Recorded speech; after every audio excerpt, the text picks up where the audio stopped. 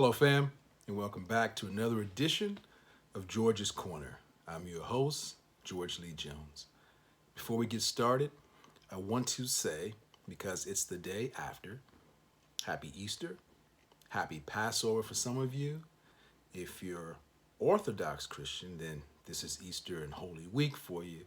And for some Orthodox Jews, this is Passover week. So I wanted to make sure that I acknowledge that for all of you out there. And for people like myself, happy Resurrection Day. Okay, let's get started. Topic for this week is, are you trying to cultivate a crop or grow a garden? Again, are you in the process of cultivating a crop or actually growing a garden? Now, let me explain what I mean by that. I'm sure that most of you are smart enough to understand that a crop typically is one item, whether it's tobacco, which was a major cash crop years ago for those who smoke tobacco. And of course, with all of our laws that have been changed over the course of the years, that has slowly dissipated, at least in America. In the rest of the world, still a lot of smokers. Not so much here. Many years before that, another cash crop, cotton. We won't go into that story. Okay, so you get the gist of it. Whether you're maybe in an Asian country and it's rice, or you happen to be in a Caribbean country and it's sugar cane. But it all boils down to cultivating a crop, one. And the reason I want to make the differentiation there is when you're growing a garden, you have typically a plethora of things to choose from. Maybe today I can't sell you on tomatoes, but you may have a taste or an inkling for corn. Or maybe you like watermelon. Or some of you may like black-eyed peas, green beans, or so forth. Now follow me here. This is where I want to make this comparison to your life. If you're going through life right now and the vocation you pick, maybe you have an affinity to just play basketball. That would be a crop. You're using that one talent, and let's just say, no matter how hard you work at it, it's just not a valuable commodity to someone else. Well, you don't want to just fold up and die because you have other talents that you can utilize.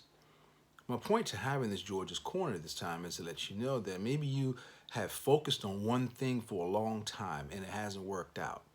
I'm not saying give up on it. I'm saying that look at your life in a way that you're growing a garden. So if basketball was your crop that you were really counting on, but no one's buying that right now, then maybe you are good with numbers. Maybe you are good with your hands. I don't know. You know this. I don't know. But I'm speaking to you from this perspective so that you don't get down on yourself or down on life because you have focused on cultivating a crop and not actually growing a garden that has variety. I myself have thought about that and talked with other people, and that's why I'm talking with you today about this, because if you are only presenting barley and everyone else wants wheat or some other type of grain, then you're lost, right? I mean, at least that's my opinion. Again, you make your own assessment, you do whatever's best for your life. But look inside your box, because I always hear people say, think outside of the box. No, that's not what I'm going to tell you to do. I'm going to say think inside your box, because a lot of times you are not even familiar with all the tools that you have at hand that you can utilize to create something extremely major and beneficial, not only to yourself, but to the rest of us in the world. So sometimes don't believe the hype of what other people say about you and think that you're a one-trick pony. You probably have a bunch of tricks that you haven't shown people and they don't know. So they only value you for one thing. So grow a garden, meaning in your life. Find all the other things that you have talents or skills in.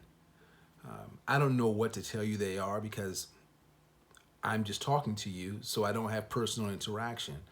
But whether you sing, dance, act, model, maybe you're good with numbers and you're an accountant, don't focus on just one thing. And I'm not saying to scatter yourself. I'm saying that if that one thing that you have been focusing on for so long is not giving you the dividends you're looking for or the payoff that you expect, then maybe look in your box for some of the other talents and skills that you have and utilize those. Because in the long run, those things are probably going to add or, I'm sorry, contribute to you having a much better life. And if you have a better life and you're happy, it becomes contagious and other people around you become happy. I just had this conversation with a bunch of people who were cultivating a crop and they were highly disappointed in the results. And so it came to my mind that rather than cultivating a crop, why don't you try growing a garden? That's simply it. You know, if that crop isn't working for you, plant some more seeds, make it a plethora of things that you can choose from or pull from that are going to get you through this wonderful, miraculous event that I call life.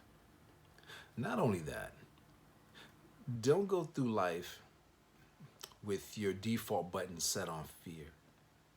Live in love. And while you're living in love, practice benevolence. And I'll tell you what that is. Practice benevolence to everyone you come across because it's only making deposits of good in your life. What benevolence is your charitable acts, your kind acts, and giving of yourself to your fellow mankind. What I discovered is benevolence is also contributing to humanity. Anything that you do that makes the existence of all mankind around you, whether it's direct, third party, or whatever the case may be, when you practice benevolence and you make it better for all of us, you make it great for yourself. So again, live in love. Don't just cultivate a crop.